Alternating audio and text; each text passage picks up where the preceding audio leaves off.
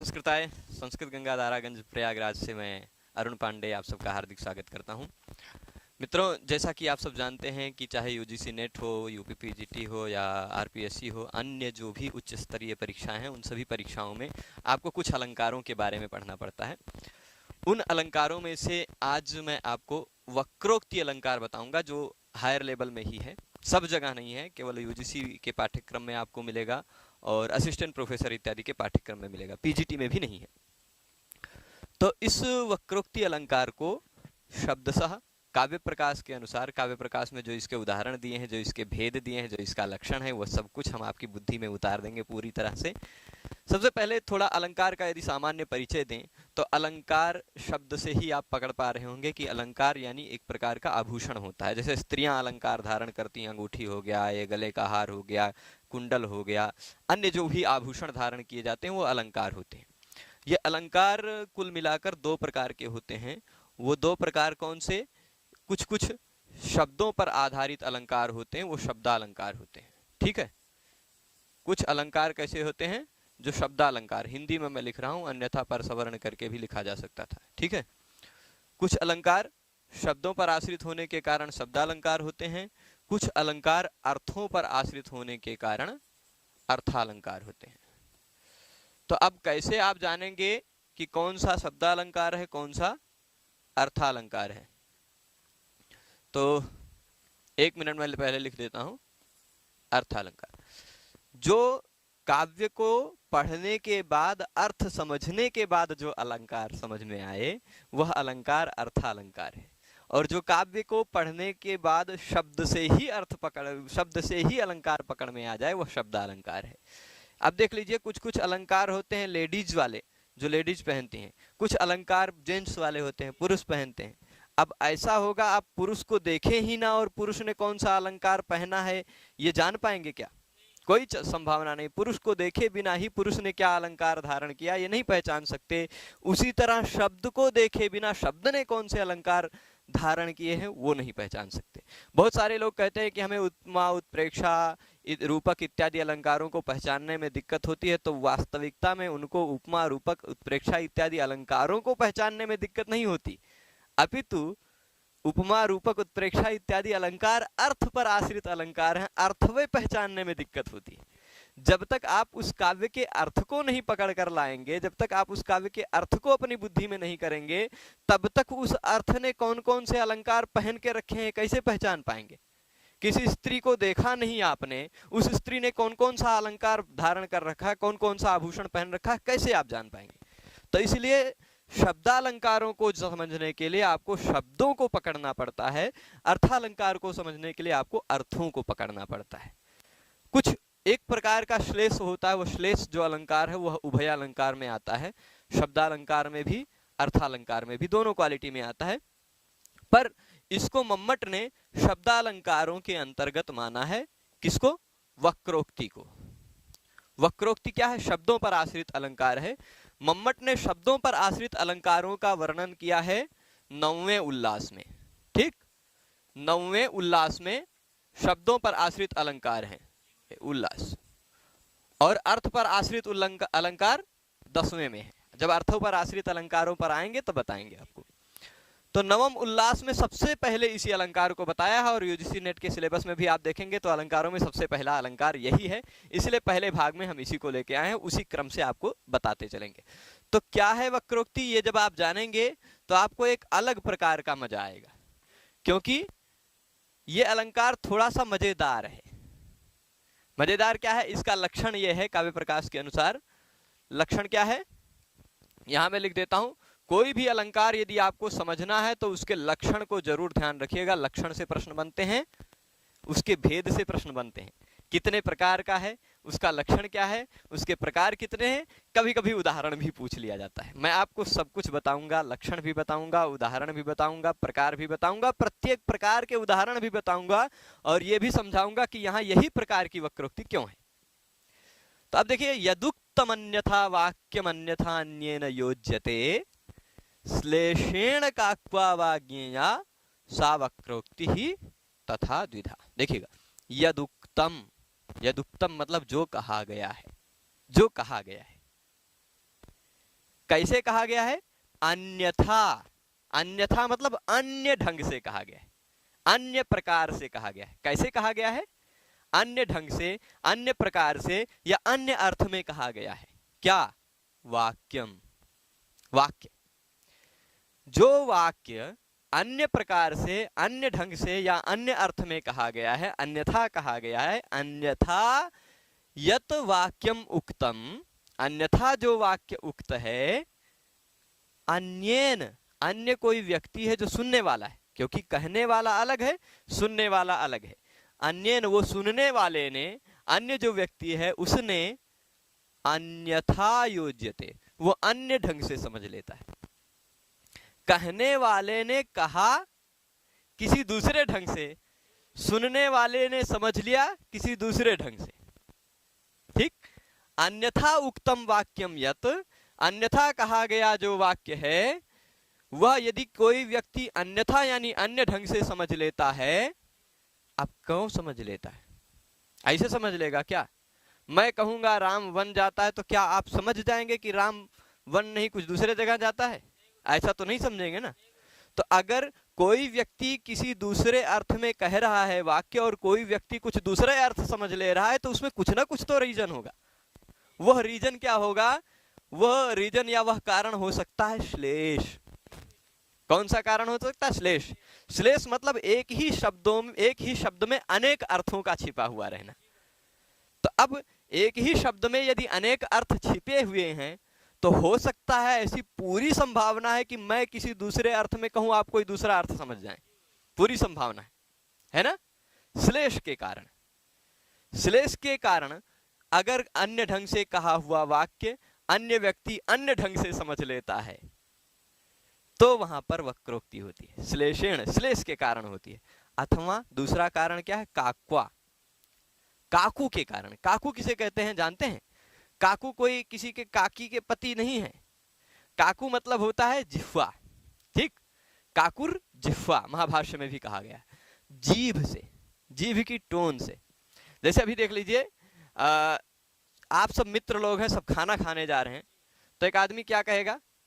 का हो हम खनवा ना खाब। कहा क्या गया? क्या हम खाना नहीं खाएंगे? कहा गया है ऐसा। शब्द सा यदि आप देखें तो उसका अर्थ क्या निकलेगा कि हम खाना नहीं खाएंगे, परंतु बोलने की टोन, जीभ की टोन ऐसी है कि उसका अर्थ क्या निकल जाएगा कि हम जरूर खाएंगे, हम भी खाएंगे, यह तात्पर्य निकल के आएगा। तो काकू के कारण भी कभी कभी एक शब्द में दो अर्थ होते हैं।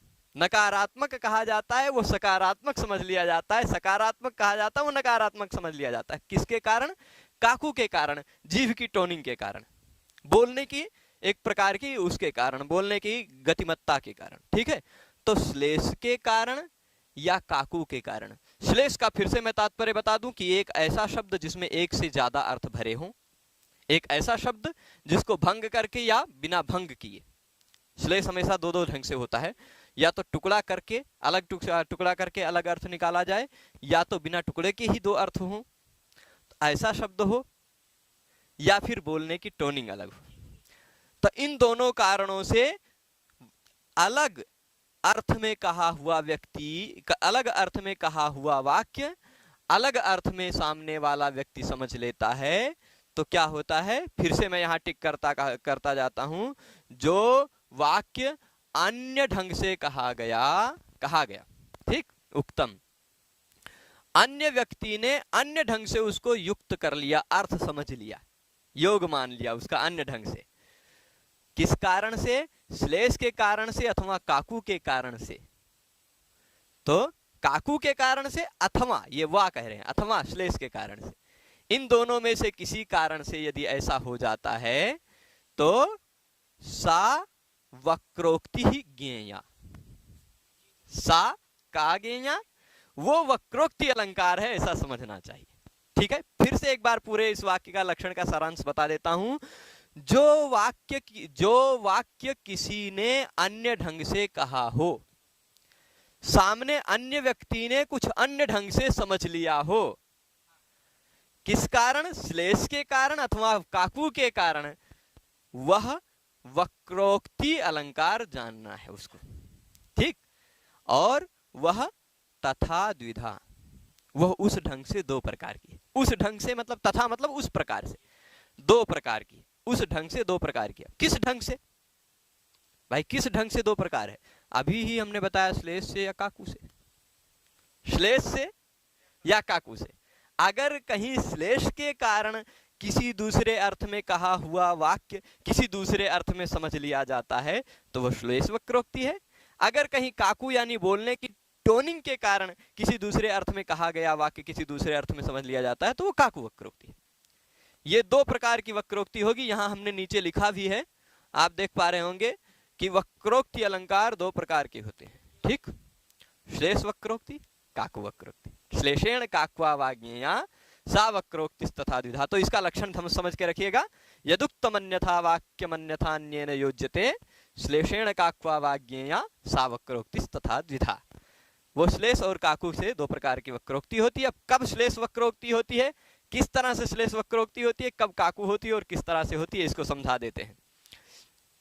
तब देखिए, पहले श्लेष वक्रोक्ति को देखते हैं, पदभंग श्लेष वक्रोक्ति।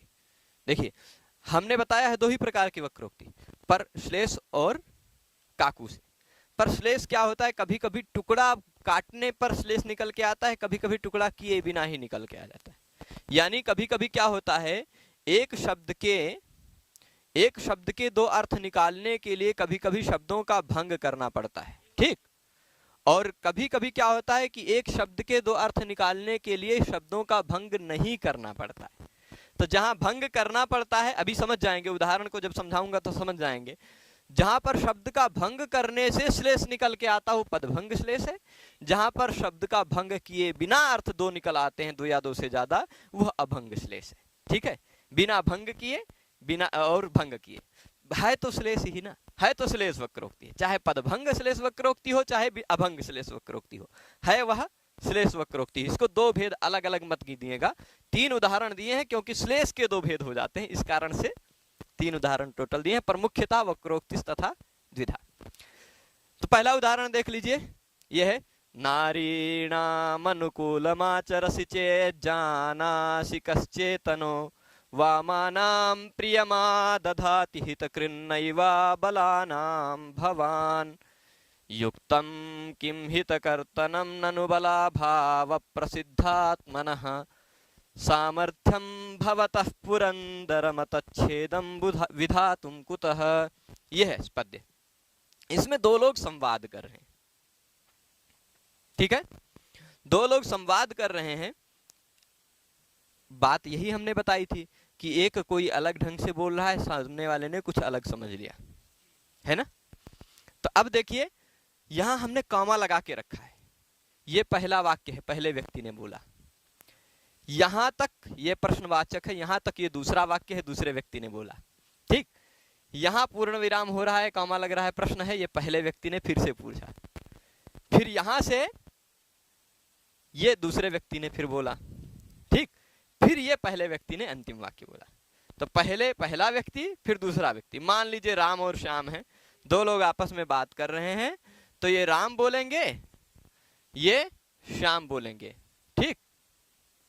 फिर उसके बाद फिर से यहां पर राम बोलेंगे और फिर से यहां पर श्याम बोलेंगे, और फिर अंतिम वाक्य फिर राम बोलेंगे। जिसने पहला बोला था वही अंतिम वाक्य बोलेगा। तो अब इस वाक्य का अर्थ पहले समझाते हैं। पहला वाक्य क्या है, नारीणाम अनुकूलमाचरसि चेत जानासि। नारीणाम अनुकूलमाचरसि चेत जानासि, यहां आपको अलग अलग दो टुकड़े कर लेने हैं। इसको पहले 1 मिनट में ऐसे कर देता हूं, देख लीजिए। चेत जानासि, ता को ज हो गया है झलाम जशोंते से, ठीक। चेत जानासि, चेत मतलब यदि, चेत का मतलब क्या होता है, यदि नारी के अनुकूल आचरण करते हो तो तुम समझदार हो, ठीक है। नारीणाम अनुकूलम आचरसि चेत जानासि, ठीक। जानासि मतलब समझदार हो, ऐसा अर्थ लीजिए। तुम ज्ञानी हो, तुम समझदार हो, तुम क्या हो, जानते हो। अगर चेत यानी यदि नारीणाम अनुकूलम आचरसी, नारीणाम मतलब स्त्री नाम, नारी नाम का क्या तात्पर्य होगा, स्त्री नाम, अनुकूलम यानी योग्य, जो वो चाहती हैं, जो स्त्रियां चाहती हैं वैसा यदि तुम आचरण करते हो, चेत जानासी। ठीक, वस्तुतः पहले व्यक्ति ने ये अर्थ में नहीं कहा है। ठीक, पहले व्यक्ति ने किस अर्थ में कहा है, पहले व्यक्ति में यहां आपको साफ साफ जो दिख रहा है वो हम पहले अर्थ बताए, पर ये क्या है, ये पद भंग श्लेष है, भंग करना पड़ेगा, टुकड़े में बांटना पड़ेगा। यहां क्या है, दूसरा अर्थ भी निकलेगा। दूसरा अर्थ क्या निकलेगा, न अरीणाम।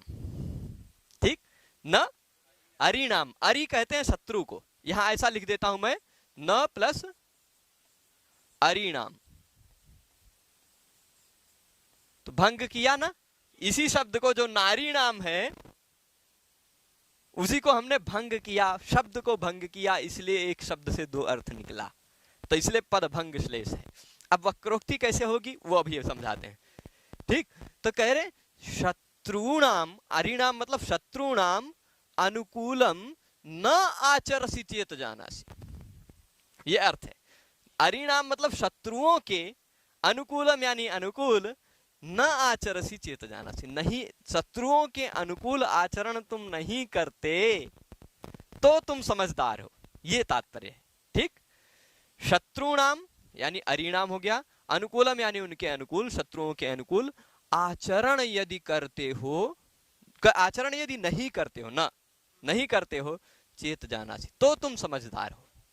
ये किसने कहा, पहले व्यक्ति ने, किसने, राम ने, राम ने श्याम से कहा कि तुम शत्रुओं के अनुकूल आचरण नहीं करते तो तुम समझदार हो, पर उसने क्या समझ लिया, जो हमने पहले समझाया वो वाला समझ लिया, है ना, कि स्त्रियों के अनुकूल आचरण करते हो तब तुम समझदार हो, है ना। उसने क्या समझ लिया, थोड़ा रहा होगा स्त्री वाला, मतलब स्त्री के प्रेम में पड़ा रहने वाला, तो उसने क्या समझ लिया कि स्त्रियों के अनुकूल आचरण करते हो तो तुम समझदार हो। ठीक है, आप वही समझ रहे थे, चलिए बहुत अच्छा है, तो आप समझदार हैं, है ना। तो नारी नाम मतलब स्त्री नाम और नारी नाम मतलब शत्रु नाम, न दोनों अर्थ होगा ना।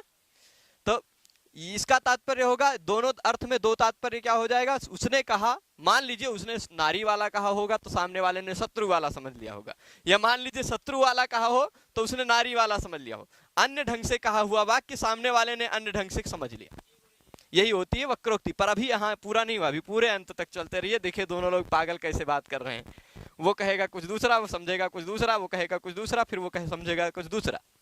ठीक है, तो क्या कहेगा फिर अगला व्यक्ति, क्या कहता है, कश्चेतनो वामानाम प्रियमा दधाति, है ना, कौन भला चेतन, कौन चेतन, कौन समझदार, चेतन मतलब चित्त वाला, सचेत व्यक्ति, कौन समझदार व्यक्ति, कौन चित्त वाला व्यक्ति, वामा नाम प्रियम आदधाति, वामा कहते हैं स्त्रियों को भी, और वाम कहते हैं जो आपके वामपंथी हो, वामपंथी होते हैं ना, आप दक्षिणपंथी, आपके वामपंथी होते हैं, मतलब विरोधी, वाम मतलब होते हैं विरोधी, और वाम मतलब होती है वामा मतलब स्त्री, है ना।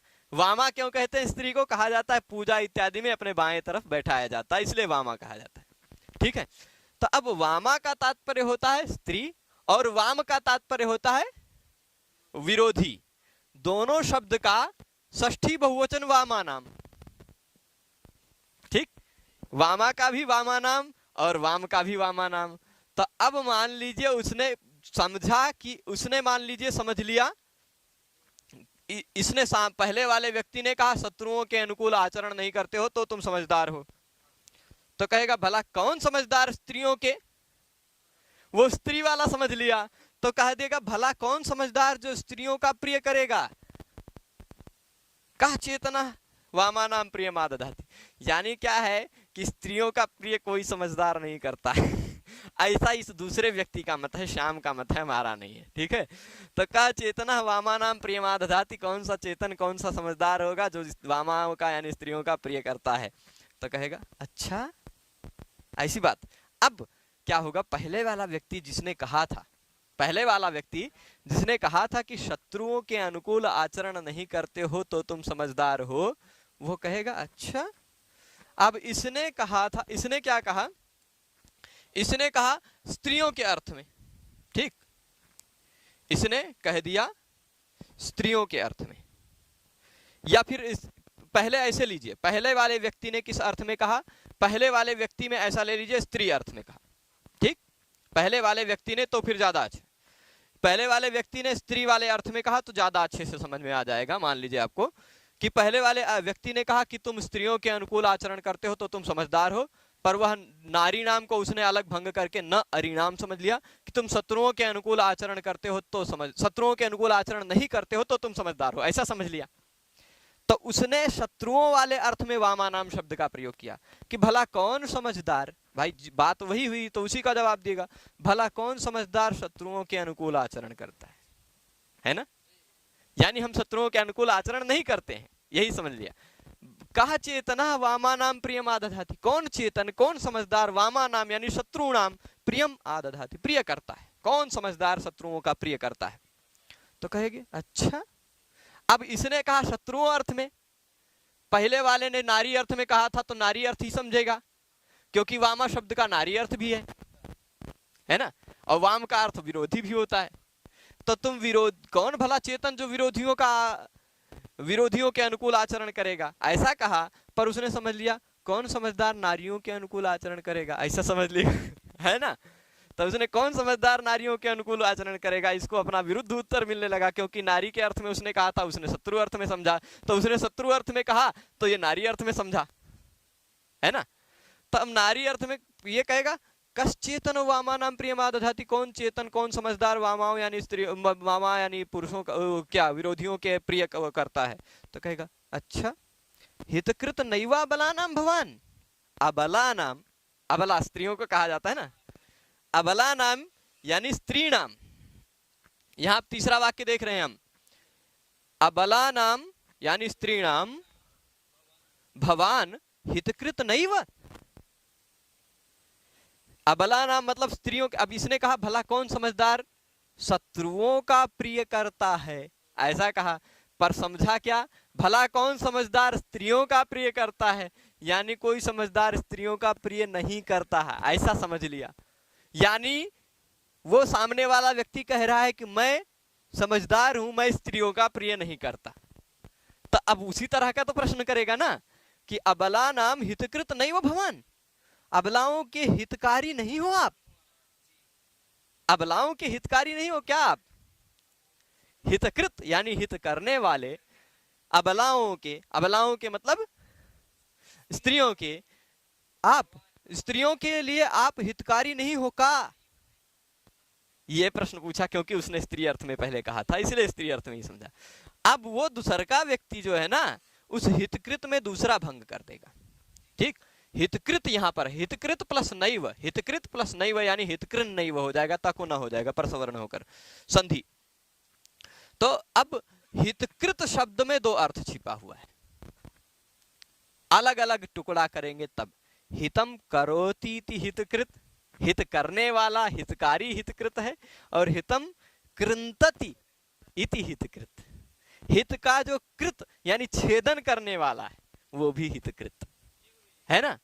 इसी तरह अभी श्लेष अलंकार जब आगे पढ़ेंगे आप, तो सामर्थ्य कृत मित्राणाम, मित्राणाम च निपात्मजः, वहां सामर्थ्य कृत शब्द आया। कृत देख लीजिए, दोनों तरह से मैं इसको बता दूं तो हितकृत में हित है, हित पूर्वक क्री धातु से भी यदि आप क्विप प्रत्यय करेंगे तो भी हितकृत बनेगा, तुक आगम हो जाएगा क्योंकि पित प्रत्यय। और हित शब्द है, उसके साथ कृत धातु, कृति छेदने, छेदन अर्थ वाला कृत धातु से भी क्विप प्रत्यय करेंगे तो भी वही शब्द बनेगा हितकृत। क्विप का सर्वापहारी लोप होगा दोनों जगह, यहां अंतिम वर्ण ह्रस्व है इसलिए तुक का आगम होगा, यहां अंतिम वर्ण ह्रस्व नहीं है इसलिए वैसे को वैसा रह जाएगा, ठीक। ह्रस्व से पितिकृति तुक। तो हितकृत शब्द क्री धातु से भी बनेगा और कृत धातु से भी बनेगा, यानी हित को काटने वाला भी हितकृत और हित करने वाला भी हितकृत, हित छेदन करने वाला भी हितकृत और हित करने वाला भी हितकृत। तो भाई इसने कहा कि तुम स्त्रियों के हितकारी नहीं हो क्या। उसने क्या समझा, अबल शब्द का अर्थ ले लिया। अबल यानी होता है अबला, अबला का अबल ले लिया उसने, है ना। अबल मतलब कमजोर ले लिया, है ना। अबल मतलब कमजोर ले लिया, या अबल का तात्पर्य एक और लिया जा सकता है क्या, कि अबल का तात्पर्य स्त्री, और अबला का तात्पर्य स्त्री, और अबल का मतलब निर्बल। ठीक, तो अबलों के हितकारी नहीं हो क्या तुम, ऐसा समझ लिया, ऐसा समझ लिया कि भाई अबलों के, अबलाओं के हितकारी तुम नहीं हो क्या। उसने कहा स्त्रियों के हितकारी तुम नहीं हो क्या, पर इसने क्या कह दिया, तुम अबलों के हित छेदक नहीं हो क्या, है ना। अबलों के हित छेदक, हित का छेदन करने वाले, हित का नाश करने वाले, तो यानी कमजोरों के हित का नाश करने वाले तुम नहीं हो क्या, ऐसा समझ लिया। तो क्या कहेगा, कमजोरों के हित के नाश करने की क्या आवश्यकता है, वो बेचारे खुद ही कमजोर हैं, उनके हित की नाश करने की क्या आवश्यकता है। समझिएगा, इसने कहा स्त्री अर्थ में, इसने समझा शत्रु अर्थ में, तो बोला इसने शत्रु अर्थ में, उसने स्त्री अर्थ में कहा था इसलिए समझा स्त्री अर्थ में, फिर से कहा स्त्री अर्थ में, पर इसने समझा कि अबल मतलब जो कमजोर लोग हैं, तो कमजोर लोगों के हित का चिंतन नहीं करते हो क्या तुम, ऐसा समझा, तो इसने कहा कमजोर अर्थ में। ठीक, तो इसने क्या कहा कि बलाभाव प्रसिद्धात्मनः, भाई बल के अभाव के कारण ही जो प्रसिद्ध हैं, बल के अभाव के कारण ही जिनकी आत्मा प्रसिद्ध है, जो अपने आप में प्रसिद्ध हैं, दुर्बल हैं, जो अबल हैं, उनके हित का कर्तन करना क्या योग्य है, क्या आवश्यकता है उनके हित के कर्तन करने की, है ना। क्यों युक्तम, क्या योग्य है उनके हित का कर्तन करना। तो कहेंगे भाई अब इसने कहा अबलों के हित का कर्तन करना क्या योग्य है, पर बला भाव प्रसिद्धात्मना शब्द का प्रयोग कर दिया। अब बला भाव प्रसिद्धात्मना शब्द से दूसरा अर्थ भी लिया जा सकता है। बल नाम का एक राक्षस था जो बृहस्पति के गायों को चुरा ले गया था, उसको इंद्र ने मारा था, तो बल का अभाव किया था किसने, इंद्र ने। तो बल के अभाव के कारण जो प्रसिद्ध हो गए थे, बल नामक असुर, बलासुर, बलासुर के अभाव करने के कारण जो प्रसिद्ध हो गए थे, ऐसे इंद्र। तो ये कहेगा कि भाई दुर्बलों के, अबलों के, कमजोरों के हित का कर्तन करना क्या आवश्यकता है, क्या जरूरी है। और उसने क्या समझ लिया कि इंद्र के हित का कर्तन करना क्या जरूरी है, समझ लिया, कहा अन्य अर्थ में, समझ लिया अन्य अर्थ में, है ना। कहा क्या, अबलों यानी अबलों के, जो बल के अभाव के कारण ही प्रसिद्ध हैं, उनके हित करने की, हित का क्रंतन करने की, हित का छेदन करने की क्या आवश्यकता है। तो उसने समझ लिया कि इंद्र के हित का छेदन करने की क्या आवश्यकता है। तो अब कहेगा इंद्र के हित का छेदन करने की तुम्हारी औकात कहाँ है ना। तो क्या कहेगा, सामर्थ्यम भवतः, भवतः मतलब तुम्हारा सामर्थ्य इंद्र के मत का छेद करने में भला कहाँ। पुरंदर इंद्र का नाम है, ठीक, पुरंदर, मघवा, बिडौजा, पाकशासन इत्यादि बहुत सारे नाम हैं। तो पुरंदर के मत का, इंद्र के मत का छेदन करना, कर्तन करना, विधातुम यानी कर्तुम, करने में भला तुम्हारा कहां से सामर्थ्य। ठीक है, फिर से मैं एक दोनों का संवाद बोल देता हूं। मान लो, अब इसके शब्दशः नहीं बताता हूं, पर ऐसा समझ लीजिएगा वक्रोक्ति क्या है कि राम ने कहा श्याम से कि तुम स्त्रियों के अनुकूल आचरण करते हो तो तुम समझदार हो। श्याम ने समझ लिया कि तुम शत्रुओं के अनुकूल आचरण नहीं करते हो तो समझदार हो। तो कहेगा भला कौन समझदार शत्रुओं के अनुकूल आचरण करता है। श्याम कहेगा भला कौन समझदार शत्रुओं के अनुकूल आचरण करता है। अब वो शत्रुओं को समझ लिया स्त्री, भला कौन समझदार स्त्रियों के अनुकूल आचरण करता है। तो कहेगा तुम स्त्रियों के अनुकूल, तुम स्त्रियों के हितकारी नहीं हो क्या। उसने कहा तुम स्त्रियों के हितकारी नहीं हो क्या, राम ने कहा श्याम से। तो श्याम क्या समझ लेगा कि तुम कमजोरों के हित कर्तन वाले नहीं हो क्या, ऐसा समझ लिया श्याम ने। तो श्याम कहेगा कमजोरों के हित का कर्तन करने की क्या आवश्यकता है, कमजोरों के हित कर्तन करने की क्या आवश्यकता है। कहा श्याम ने पहले से ही बेचारे कमजोर हैं, उनके हित के कर्तन की क्या आवश्यकता। वो समझ लेगा कि इंद्र के हित के कर्तन की क्या आवश्यकता है। समझ लेगा तो कहेगा कि इंद्र के हित का कर्तन करने की तुम्हारी औकात कहाँ से है, तुम्हारा सामर्थ्य कहाँ से है ना। तो ये हुआ, ये है वक्रोक्ति, कि वक्रोक्ति में जो वाक्य किसी ने किसी दूसरे ढंग से कहा हो, सामने वाले ने किसी दूसरे ढंग से समझ लिया हो, वही वक्रोक्ति है। वह श्लेष के कारण होती है या तो काकू के कारण होती है। यहाँ श्लेष है। श्लेष क्या है? नारीणाम शब्द में दो अर्थ छिपा हुआ है, न अरिणाम और शत्रुनाम। न अरिणाम मतलब शत्रुनाम, न ये तात्पर्य होगा, और नारी नाम मतलब स्त्री नाम। उसी तरह यहाँ पर वामा नाम में भी वाम शब्द और वामा शब्द दोनों छिपा। वाम मतलब विरोधी, वामा मतलब स्त्री, तो दोनों अर्थ शब्द छिपा हुआ श्लेष है। भंग करके श्लेष निकल के आएगा। उसी तरह यहाँ क्या है? हितकृत में हितकारी और हितकर्तन करने वाला दोनों अर्थ छपा हुआ श्लेष है। ठीक है। अब फिर इसके बाद बलाभाव प्रसिद्धात्मना में दो अर्थ है, बल का अभाव और बल का अभाव, बल असुर का अभाव और बल का अभाव, दोनों अर्थ छिपा हुआ है पद का भंग करने पर। ठीक। और इस तरह से यहाँ भंग श्लेष है, पद का भंग करना पड़ रहा है। नारी नाम अलग है और न अरिणाम अलग है, टुकड़ा करना पड़ता है, अलग ढंग से भंग करना पड़ता है अलग, इसलिए पदभंग श्लेष का यह उदाहरण, और श्लेष के कारण यहाँ वक्रोक्ति है, इसलिए पदभंग श्लेष वक्रोक्ति हुआ। ये उदाहरण आप समझे होंगे, और वक्रोक्ति अलंकार भी समझे होंगे कि जहां कहा जाए कुछ दूसरे ढंग में, समझ लिया जाए कुछ दूसरे ढंग में। दूसरा अगला उदाहरण मैं आपको ले चलता हूं, वो भी इसी तरह के भाई सब कुछ मजेदार है। ठीक। दूसरा यहाँ पर भंग नहीं करना पड़ेगा, पर श्लेष के कारण ही वक्रोक्ति होगी। अहो केने दृशी बुद्धिर दारुणा तव निर्मिता, त्रिगुणा श्रूयते बुद्धिर न तो दारुमयी क्वचित। ये समझिएगा, अहो दो लोग इसमें भी बात कर रहे हैं। भाई बात तो यही होगी कि दो लोग कर रहे होंगे, तभी सामने वाला कुछ दूसरा समझेगा, है ना। तो इसमें भी दो व्यक्ति सब बात कर रहे हैं। पहली लाइन पहले ने बोली, दूसरी लाइन दूसरे ने बोली। तो पहले ने, मान लीजिए कोई नालायक और नालायिका, मतलब नायक और नायिका, हम इसे साहित्यिक भाषा में बोलते हैं, ये दोनों आपस में बात कर रहे हैं। ठीक। तो नायिका मान लीजिए उससे रुष्ट हो गई है, दोनों में रूठना मनाना चलता रहता है, रुष्ट हो गई है, तो उसको मनाने के लिए कह रहे हैं। भाई क्या होता है, कभी कभी मिसअंडरस्टैंडिंग में कभी कोई कुछ बोलता है, कुछ दूसरा ही समझ लेता है। तो अब वो क्या बोलेगा कि भाई तुम्हारी बुद्धि इतनी कठोर किसने बना दी, तुम हमारी बतिया काहे नहीं समझती। अहो, अहो मतलब हाय आश्चर्य है, हाय आश्चर्य है, केन किसने, ईदृशी दारुणा तव बुद्धि ही निर्मिता। अहो आश्चर्य है, किसने इस तरह की दारुण कठोर बुद्धि तुम्हारी बना दी है।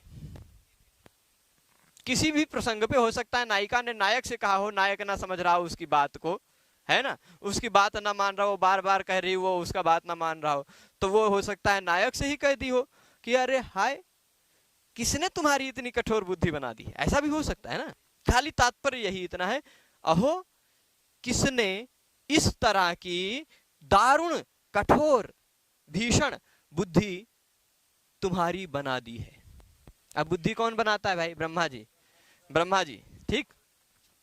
तो ब्रह्मा जी ने बुद्धि बनाई है, लेकिन ये पूछ रहा है, नायक या नायिका पूछ रहा है या पूछ रही है कि किसने तुम्हारी इस दारू से, दारुणा मतलब कठोरा बुद्धि बना दी। अब दारुणा शब्द ही है ना, इसमें दो अर्थ है। ठीक। दारुणा का तात्पर्य होता है, देख लीजिए मैं यहां लिख देता हूं, दारुणा का दो तात्पर्य आप ले सकते हैं।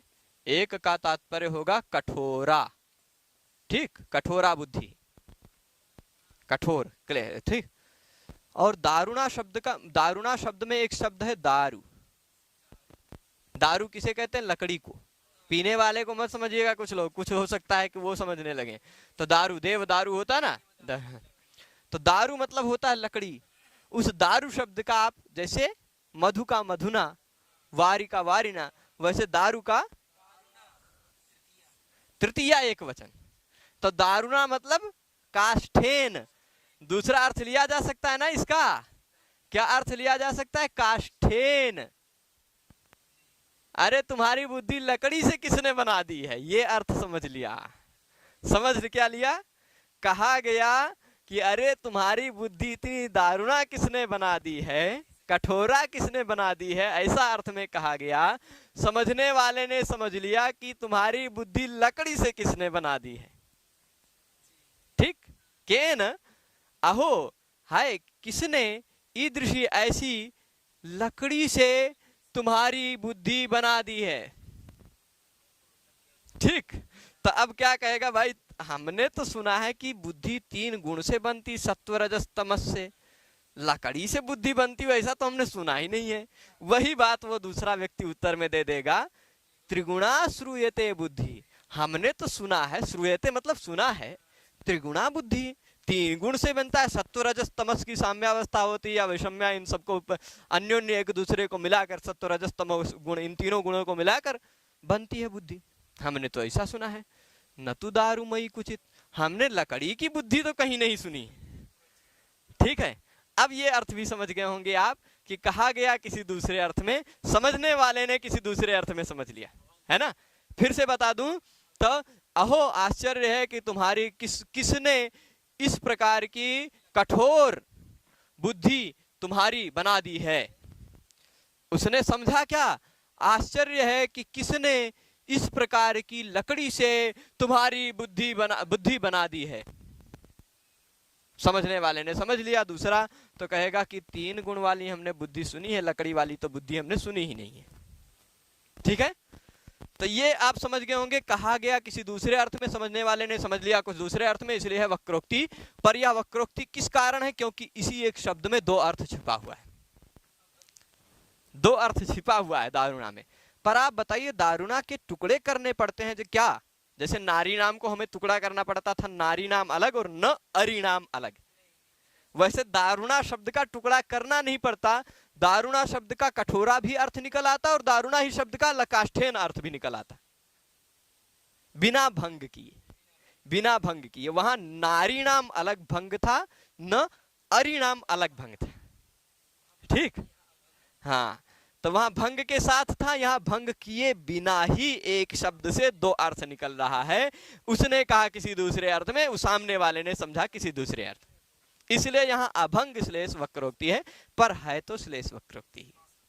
ठीक है तो श्लेष वक्रोक्ति, यानी इस तरह से हमने श्लेष वक्रोक्ति यानी पहला वक्रोक्ति का प्रकार देखा। उसके 2 उदाहरण दे दिए हैं मम्मट ने, 2 उदाहरण दे दिए हैं, क्योंकि श्लेष 2 ढंग से हो सकता है इसलिए। ठीक है, कभी कभी भंग के कारण श्लेष हो जाता है, कभी कभी बिना भंग के ही हो जाता है, तो इसलिए दोनों उदाहरण दे दिया है, पर है वो एक ही प्रकार। अब दूसरा प्रकार वक्रोक्ति का क्या है, काकू वक्र। हमने बताया था अभी काकू मतलब होता है जिह्वा, बोलने की टोनिंग। ठीक, आपने शायद सुना होगा वो भीम का, या वेणी संहार में शायद उदाहरण है कि उसने कहा है भीम ने, मथनामि कौरव शतम समरे न कोपात, मथनामि कौरव शतम समरे न कोपात, दुशासनस्य रुधिरम न पिबाम्युरस्तः। तात्पर्य क्या है कि मैं अपने कोप से समरांगण में 100 कौरवों को नहीं मारूंगा, न मथनामि, नहीं मंथन करूंगा 100 को, और दुशासनस्य रुधिरम न पिबाम्युरस्तः, दुशासन के उरह स्थल से रुधिरम न पिबामि, रुधिर नहीं पीऊंगा। पर भीम ने बोलने की टोनिंग ऐसी थी भीम की कि मैं समरांगण में क्या कौरव शतम को नहीं मारूंगा, मतलब अवश्य मारूंगा। क्या मैं दुशासन के उरह स्थल से रुधिर नहीं पीऊंगा, मतलब अवश्य पीऊंगा। पर यहाँ 2 अर्थ है। शब्दशः साधारण व्यक्ति अलग अर्थ समझ सकता है, पर असाधारण व्यक्ति जो उसके टोनिंग को समझेगा वो दूसरा अर्थ ही समझेगा, है ना। पर वहां पर वक्रोक्ति नहीं है, वहां वक्रोक्ति नहीं है, वहां काकू के कारण 2 अर्थ है, ये हमारा कहने का तात्पर्य था। वहां वक्रोक्ति नहीं है। वक्रोक्ति कहाँ होती है, जहां कहा जाए कुछ दूसरे अर्थ में, समझा जाए कुछ दूसरे अर्थ। इस उदाहरण को देखिएगा, गुरुजन परतंत्रतया दूरतरम देशमुद्यतो गंतुम अलिकुल कोकिल ललिते नैष्यति सखी सुरभि समये सौ। देखिए, पहले के समय में आप जानते थे, आज भी होता है गाँवों में, शादी हो जाती है थोड़ी छोटे उम्र में, फिर दोनों लोग पति पत्नी बन के आते हैं, गौना होता है, फिर अपने घर में आ जाते हैं, फिर कुछ दिन रहते हैं, फिर अब घर चलाना है तो फिर पति देव को भेज दिया जाता था दूसरे देश, लुधियाना चलो, दिल्ली मुंबई कहीं जाओ, कमा के आओ, कमाओ, है ना, कमाने के लिए भेज दिया जाता था ना। लेकिन इस कमाने के लिए भेजने में कुछ हो जाता था। क्या हो जाता था? दोनों नव दंपतियों का वियोग हो जाता था ना। तो उन दोनों के प्रेम का वियोग जो है, उस प्रसंग के बारे में यह कहा है। एक कोई नायिका जिसकी शादी हुई है, जिसका पति विदेश जा रहा है, विदेश मतलब दूसरे देश में जा रहा है जो बहुत दूर है, परदेश जा रहा है। पहले के समय में हेलीकॉप्टर या और कुछ नहीं होते थे, गठरी सत्तू बांधते थे, पैदल चले जाते थे, है ना, और फिर पहुंचते थे वहां, कमाते थे, फिर गठरी सत्तू वहां भी बांधते थे, पैदल चले आते थे। ऐसे ही कमाने का वो था। तो अब वो दूर तर देश जा रहा है, थोड़े ना दौड़ दौड़ के बार बार आएगा। क्यों जा रहा है? मेरा पति, ऐसा समझ लीजिए, गुरुजन परतंत्रतया। गुरुजन का गुरु अर्थ मत लीजिएगा पढ़ाने वाला विद्वान, गुरु मतलब जो बड़ा होता है उसको भी गुरु कहा जाता है। घर में जो गुरुजन है, घर में जो बड़े बूढ़े लोग हैं, उनसे परतंत्र है। मेरा पति स्वतंत्र नहीं है, परतंत्र है, बंधा हुआ है।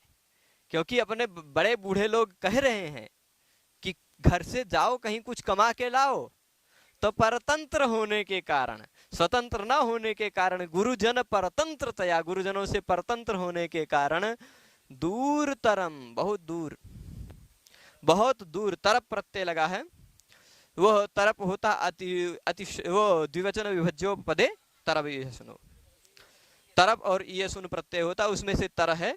यह मतलब क्या होता है? दो में से किसी एक, कुछ दूर और दूरतर, दूर और दूरतर। दूर मतलब होता है थोड़ा दूर, उससे थोड़ा और ज्यादा दूर होता है दूरतर, ठीक। और दूरतम जो अपने यहाँ से सबसे ज्यादा दूर हो, पर ऐसा कुछ है ये नहीं, क्योंकि सबसे ज्यादा दूर उस तरफ से घूमते घूमते जाएंगे, फिर इसी तरफ पहुंचे, या हो सकता है कि उत्तरी ध्रुव से दक्षिणी ध्रुव सबसे ज्यादा दूर, है ना, तो दूरतम होगा, पर ये दूरतर कह रहे। बहुत ज्यादा दूर देश, बहुत ज्यादा दूर देश को गंतुम उद्यतः, जाने को उद्यत है, जाने को उद्यत है, जाना चाह रहा है। किस लिए जाना चाह रहा है? वैसे तो मुझे छोड़ के नहीं जाएगा, पर गुरुजन परतंत्रतया, गुरुजनों से परतंत्र होने के कारण वह दूरतर देश मुझे छोड़ के जाना चाह रहा है। गंतुम उद्यतः। अब ये बताओ कि आली कहते हैं भंवरे को, ठीक, भंवरे को, भंवरों के कुल, कुल मतलब समूह, ढेर सारे, अलिकुल मतलब भंवरों के समूह, और कोयल, भंवरों के समूह से या कोयल से जो ललित है, जो सुशोभित है, जो सुंदर है, ऐसा सुरभि समय, वसंत काल का समय जब आएगा तो भी सुरभि समये असौ, मतलब वह मेरा पति, नैष्यति, हे सखी, हे सखी, वो मेरा पति नैष्यति मतलब नहीं आएगा, ठीक। क्यों नहीं आएगा? क्योंकि गुरुजन परतंत्रतया, गुरुजनों से परतंत्र है, गुरुजनों से बंधा हुआ है और दूरतर देश जाने को उद्यत है। अब वह भंवरों के समूह या कोयल से जो ललित सुंदर सुशोभित जो सुरभि समय है, वसंत काल का समय है, उस समय में असौ नैष्यति, हे सखी, हे सखी, वह नहीं आएगा, ठीक। पर अब उस सामने वाली सखी ने मान लीजिए ऐसा समझ लिया होगा कि गुरुजनों से परतंत्र होने के कारण ही ये दूरतर देश जा रहा है, लेकिन जब भंवरों वाला और कोयल वाला समय आएगा तो क्या नहीं आएगा? नहीं आएगा, मतलब आएगा। बोलने की टोनिंग से ये दूसरा अर्थ निकला। ये दूसरा अर्थ कहां से आया? दूसरे अर्थ समझ लिया, वो टोन से, काकू से, श्लेष से नहीं ना। नैष्यति शब्द में दो अर्थ नहीं है। नैष्यति शब्द का हमेशा नहीं आएगा मतलब नहीं आएगा ही होता है, पर बोलने की टोनिंग के कारण नहीं आएगा का दूसरा अर्थ भी लिया जा सकता है, इसलिए ये काकू से वक्रोक्ति है। तो काकू वक्रोक्ति, तो इस वक्रोक्ति के अलंकार के पाठ में हमने जो पढ़ा उसको एक बार सारांश में बता दूं तो यदुक्तम अन्यथा वाक्यम अन्यथान्येन योज्यते श्लेषेण काक्वा वाग्यया सा वक्रोक्ति तथा देहा। जो वाक्य किसी दूसरे ढंग से कहा गया हो, सामने वाले व्यक्ति ने किसी दूसरे ढंग में समझ लिया हो, वह किस तरह से, वह संभव है कि उसने दूसरे ढंग में समझा है, उसका कारण हो सकता है कि श्लेष। उसका दो उदाहरण हमने दिया, नारीणाम अनुकूलम आचरसि चेत जानासि कश्चेतनो वामानां प्रियमादधाति हितकृन् नैवा बलानां भवान् युक्तम किम हितकर्तनम ननु बला भाव प्रसिद्धात्मनस्त्वय्येव सामर्थ्यम भवतः पुरंदर मतच्छेदम विधातुम कुतः। ये पहला था भंग श्लेष का। फिर उसके बाद अभंग, ये रहा नारीणाम अनुकूलम आचरसि चेत। और दूसरा अभंग श्लेष का, जहां पर दारुणा शब्द में भंग किए बिना ही दो अर्थ निकल के आ रहा है। अरे भाई, किसने तुम्हारी इतनी कठोर बुद्धि बना दी है? तो कहेगा लकड़ी से किस बुद्धि बनती है, ऐसा तो हमने सुना ही नहीं। ठीक, 3 गुणों से बुद्धि बनती है, लकड़ी से बनती है ऐसा तो हमने सुना ही नहीं। यह भंग श्लेष वक्रोक्ति का हो गया। और काकू से यानी ध्वनि से जो वक्रोक्ति होती है, बोलने की टोनिंग से जो ध्वनि वक्रोक्ति होती है, वो दूसरा। तो अब तीनों उदाहरणों में से कोई उदाहरण पूछ लिया जाए, मान लीजिए आपसे ऐसे प्रश्न में आ जाए कि बताइए भाई, गुरुजन परतंत्रतया दूरतरम देशमुद्यतो गंतुम अलिकुल कोकिल लमिते ललिते नैष्यति सखी सुरभि समय ऐसो, कौन सा अलंकार है? इसमें कौन सा अलंकार है? तो हो सकता है केवल वक्रोक्ति विकल्प में आपको मिले, हो सकता है केवल वक्रोक्ति आपको विकल्प में मिले, तो आप निस्संदेह रूप से चुन सकते हैं। पर अगर कहीं विकल्प में उसमें श्लेष वक्रोक्ति, काकू वक्रोक्ति, या ऐसा कहीं 3 विकल्प दे दिया गया हो, अभंग श्लेष वक्रोक्ति, पदभंग श्लेष वक्रोक्ति या काकू वक्रोक्ति, तो आप कौन सा चुनेंगे? तब काकू जी को याद कीजिएगा, नहीं तो काकू की जरूरत नहीं है। ठीक है, अब इस काकू की जरूरत नहीं है, इसमें भी कुछ हो सकता है कुछ लोग दूसरा ही वक्रोक्ति समझ गए हों। काकू को काकू समझ के, आपके काकू की जरूरत नहीं है, आपको समझना है, आपको परीक्षा देनी है। ठीक है, तो हो सकता है दूसरा भी अर्थ समझा जा सकता है, ये वक्रोक्ति है। ठीक है, तो फिर इसके बाद श्लेष वक्रोक्ति कहाँ है, वहां भी आप जाने देंगे। ठीक, हो सकता है तीनों में से कोई एक उदाहरण पूछ लिया जाए, हो सकता है कितने प्रकार है वक्रोक्ति की ये पूछ लिया जाए, तो आप सा वक्रोक्ति तथा 2 प्रकार की है, श्लेष वक्रोक्ति, काकू वक्रोक्ति। हो सकता है ऐसा पूछ लिया जाए कि इनमें से कौन सा वक्रोक्ति का प्रकार नहीं है ना? आपको दे दिया जाए श्लेष वक्रोक्ति, काकू वक्रोक्ति, काकुद वक्रोक्ति। अब काकुद दे देगा तो हो सकता है ना? फिर यमक वक्रोक्ति दे दे कहीं तो नहीं। तो ऐसे फिर ए बी बी सी ऐसे कुछ उत्तर हो, आपको चुनना पड़ सकता है। तो कई तरह से प्रश्न बन सकते हैं। हो सकता है लक्षण पूछ लिया जाए, यदुक्तम अन्यथा वाक्यम अन्यथा अन्येन योज्यते इति कस्य अलंकार से लक्षणम, किस अलंकार का लक्षण है? तो वक्रोक्ति का। ठीक है, तात्पर्य आप समझ गए होंगे। आशा करता हूं कि यह पाठ आपको आसान लगा होगा। एक एक अलंकार का एक वीडियो आपको मिलेगा। हो सकता है कोई वीडियो ज्यादा बड़ा हो जाए, हो सकता है कोई वीडियो बहुत छोटा हो जाए, कोई 10-15 मिनट का भी वीडियो मिल सकता है, कोई 1 घंटे का भी मिल सकता है। और उपमा जैसा अलंकार होगा तो उसको 2 भाग में भी करना पड़ सकता है, क्योंकि उपमा अलंकार के 25 प्रकार हैं। और अगर 25 प्रकार हम बताएंगे आपको तो 2 भाग जरूर से जरूर करना पड़ेगा। ठीक है, तो चलेगा। अभी आप सबको आज के इस व्याख्यान में यही रोकते हैं। आप सभी लोग जुड़े रहे उसके लिए सभी को बहुत बहुत धन्यवाद। सभी को नमस्कार, नमः संस्कृताय। फिर मिलेंगे अग्रिम व्याख्यान में, तब तक के लिए नमो नमः।